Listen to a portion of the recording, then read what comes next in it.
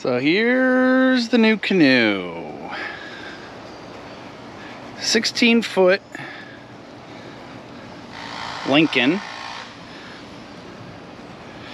The original owner got creative and put some pieces of tire on here. It looks, I took this side off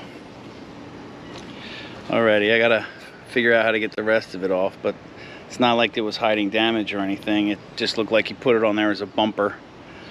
So since I'm gonna take it down and put and refinish it, give her a new gel coat. I figured I'd take it off and make her look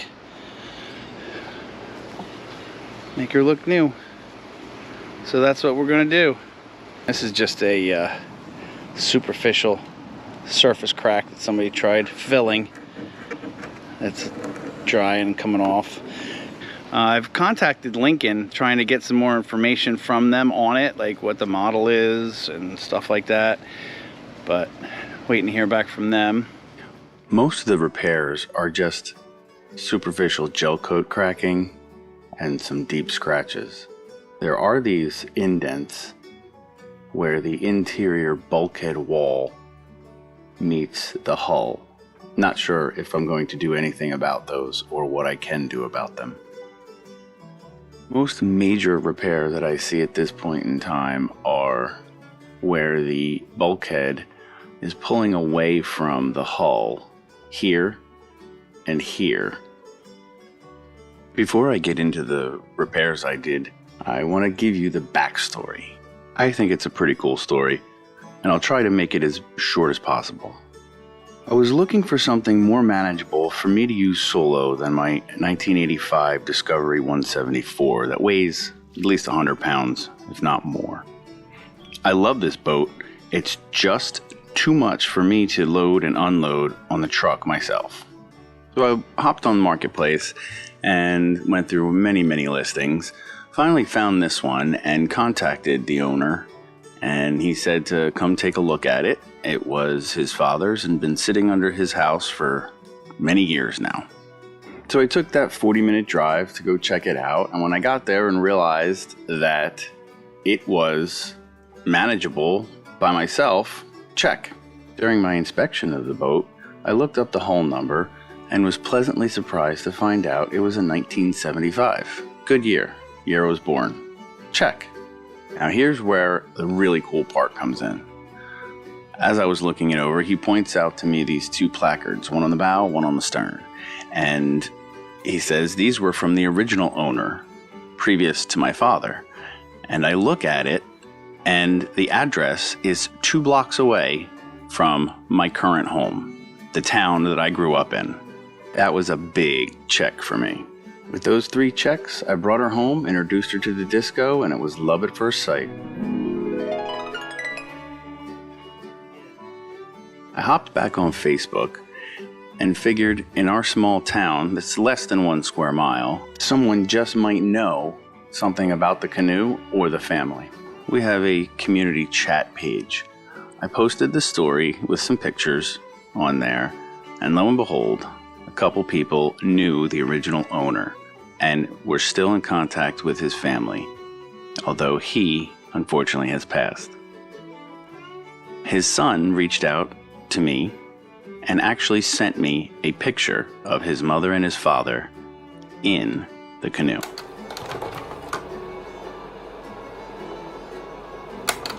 You can even see his tire bumper modification here on the bow. And that's the cool backstory on my 1975 Lincoln. Cool story, bro. Before I started doing repairs, I wanted to try and get some information about the canoe, as far as the layup and everything, just to make sure that I was doing everything properly. I did contact Lincoln, and I finally got a response from them, but there was not a whole lot of information, as they said they don't have records of models or anything before 2009 when the current owners took over.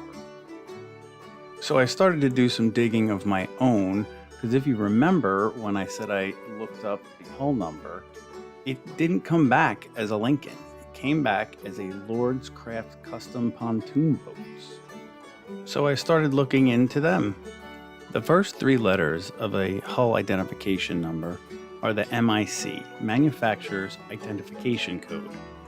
And the MIC on this boat is LCN, which I figured made sense for Lincoln.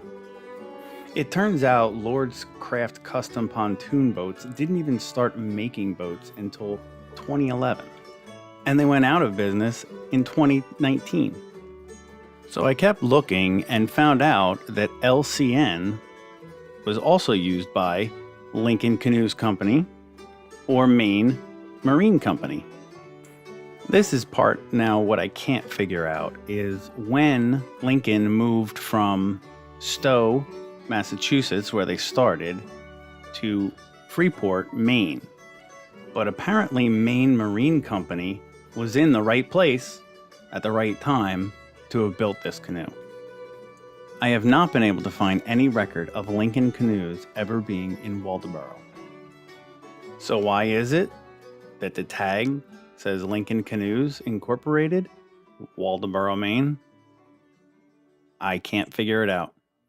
So what I'm doing is asking anyone that's watching this, if you have any information on Lincoln Canoes, the years that they moved shops, that would be great. If you could comment below or reach out to me directly, I would love to know the history on this canoe. Thanks for sticking around for my cool little story. Stay tuned because the next time we'll be doing the repairs and taking her out for her maiden voyage. If you stuck around and you like what you heard, do me a favor, give this video a like, subscribe to the channel, hit that bell for notifications. It would do wonders for our channel, and I would really appreciate it. Thank you so much.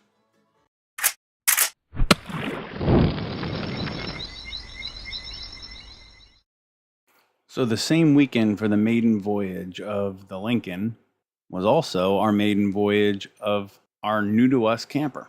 We specifically wanted to pick a place that had canoeing available, and then we ended up at Timberline Lake Camping Resort in New Gretna, New Jersey. So, this is my first time portaging the new Lincoln. It's not too bad. I think I need a bigger pack so I can have my hands more free.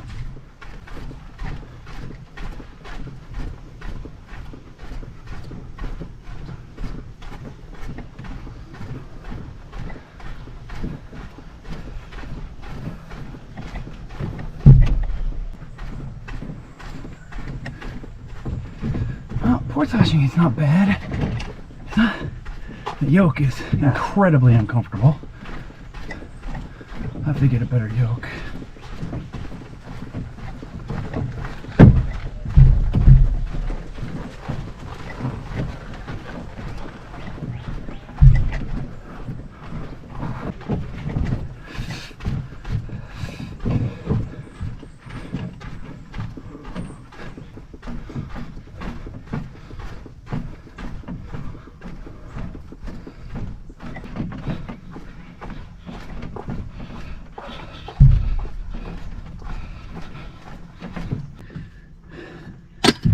That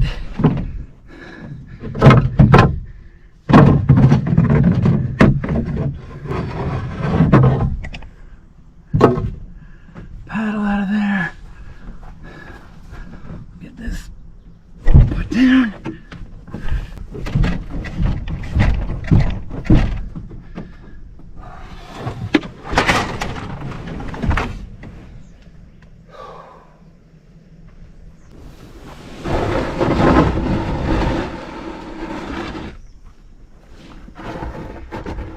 Right.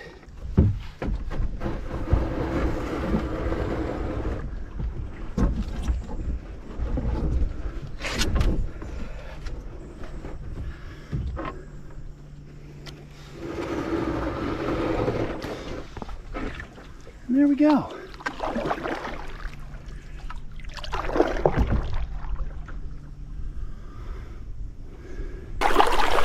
Well, I got out. so far, loving the way she paddles.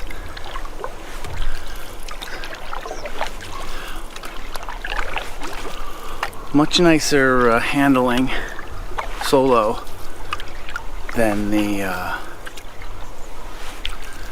Old Town than Suzerani. I mean, she's just huge. She's a great boat, but this is just so much more responsive, and I like it. I like it.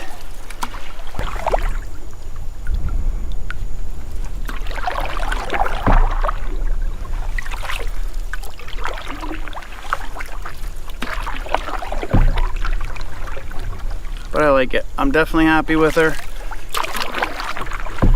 Just gotta finish up the inside now. Still haven't sanded the inside fiberglass repair work I did. Haven't ground and sanded that down. I want to leave the inside red. I don't know if I want to paint it or just let the repair works shine and show through. Doesn't bother me,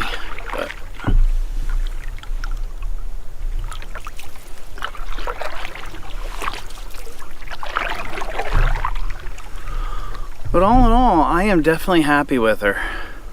Happy with her performance on the water. She's not too tippy. I mean, she's responsive, like I said, but she's fairly stable.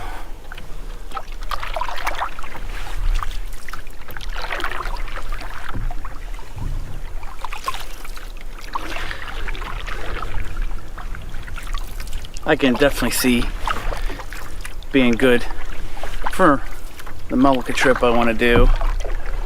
It'll definitely be good for Cedar Creek. So definitely happy with her. Still working on names.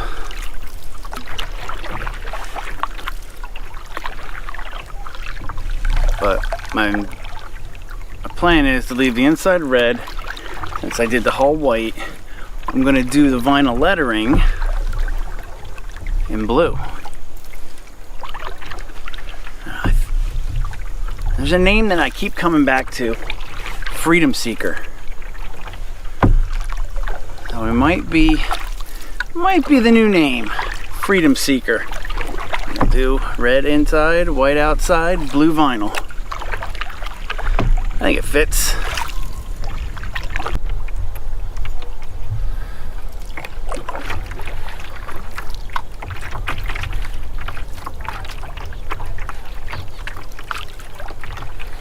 So this is Timberline Lake Campground. It's in New Gretna, South Jersey. Our first time here. This is our first camping trip with the new camper. Maiden Voyage for a Lincoln, aka Freedom Seeker. And we're liking it so far. The camper's cool. It's an older camper. It's our, like I said, it's our first. Yeah, we got like a no-brainer deal on it. So I've been wanting to get Susie outside camping. She's not gonna do the camping that I like to do. She's not gonna sleep under a tarp. She's not gonna sleep in a hammock outside. She's not gonna sleep in a tent on the ground.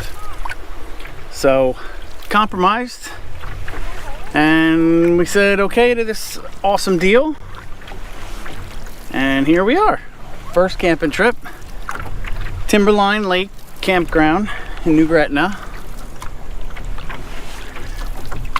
and we're having fun. Got an awesome dinner planned for tonight. Cooked a steak over the fire, and Brussels sprouts with bacon. Just thinking about it. Sounds really good. I did bacon and eggs this morning. Fresh percolated coffee this morning. That was awesome. So good. I'm gonna head in now. Susie's waiting back at the camper. Head on in, then chill at the campsite. Super happy with this boat. I'm so glad it worked out the way it did. And hopefully I'll be using her a lot more. I can effectively portage her by myself, so I can get her on and off the truck. So Friday afternoons, might be back at Bamber. Maybe hit Tom's River one of these days after work on a Friday. We shall see. But it'll be a lot easier to do, and I won't hurt myself doing it. So, all right, if I don't add anything, catch you guys later. Keep embracing our freedoms and exploring life.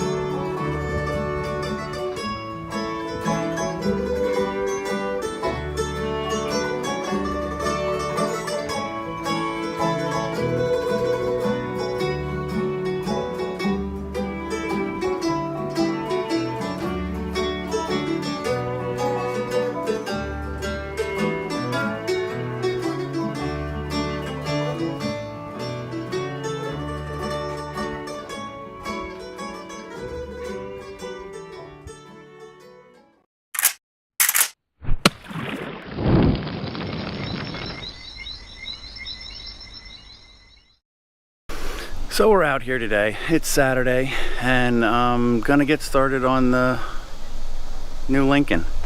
Well, new to me Lincoln. We're gonna do some grinding.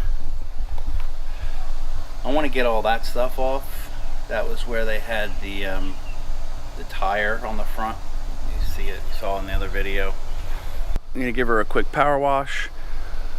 See if I need to do any scrubbing, and then I'm going to go over and look for any cracks that I can't see because how dirty she is, and mark them up, and then we'll get the grinder out.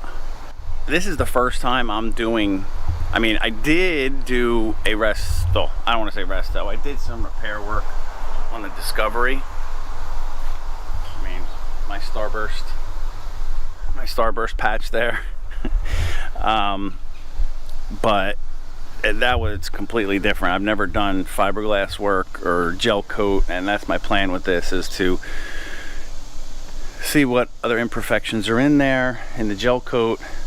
Just make sure that everything's good with the fiberglass and it's solid, and then I'm going to re-gel coat it. So probably gonna be a couple days, but I'll put that all together in here, and you'll get to see it before, during, after. So stick with us.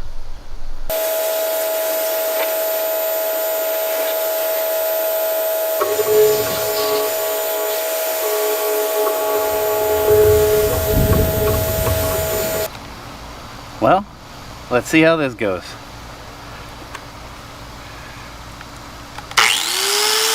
Safety first.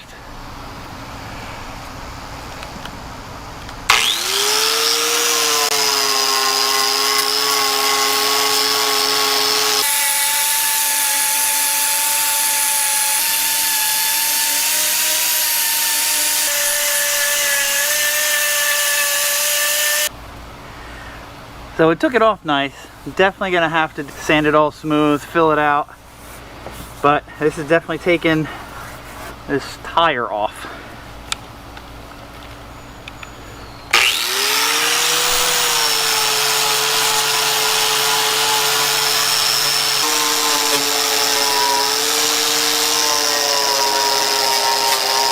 Well, tire's gone.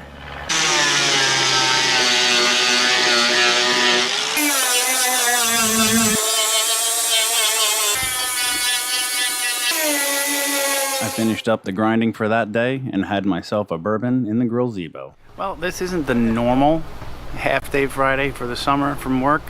I'd like to be out on the water, but I really want to get this thing going. I want to get it done. Supposed to be getting some thunderstorms that I'm going to try and beat. I want to get the rest of the grinding and the sanding done, so that way, hopefully Sunday, I can start up fiberglass and epoxy. So here we go.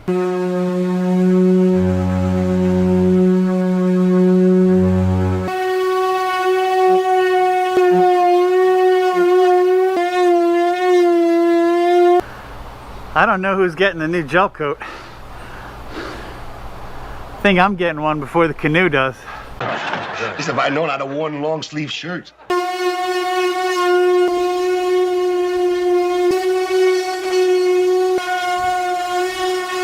I think that's it for today. Sanded it, finished grinding out everything that needed to be ground down. Went around, got the whole thing sanded. Just wiped her down, see what she looks like. Tomorrow I got stuff to do, so I can't work on it again until Sunday. Hopefully the weather will hold out, and it would be awesome if I could start doing some fiberglass and some epoxy on Sunday. So I'll keep you posted. And here is where I epically failed. I neglected to get any footage of doing the fiberglass and resin work, as well as the gel coat. What a loser. In my defense, it was like 100 degrees out the 3 days that I was doing that work. I would realize I didn't set any shots up after I mixed the epoxy and after I mixed the gel coat. And I quickly realized, being the first time doing this work, epoxy and gel coat wait for no man, or cameras to be set up for that matter. I can tell you that I did use fiberglass cloth on the inside repairs for structure, and I used a chopped strand mat on the outside to contour and feather, along with West Systems 105 epoxy resin and their 206 slow hardener. And for the gel coat, I used Total Boat gel coat with wax. So I haven't been doing very good at videoing the progress. You suck. But I have sanded her out. I've done the fiberglass repairs. And this is the final gel coat. Needs one last sanding. Yes, I know it's not perfect. You see lots of brush marks. I'm no good at the roll and tip, so this is how she's looking. I'm hoping to take her for her maiden voyage this weekend, and we'll have that for you. We'll put the maiden voyage into this video and all of the other stuff that I have. I wasn't very good at recording every step and every process, but I'm learning.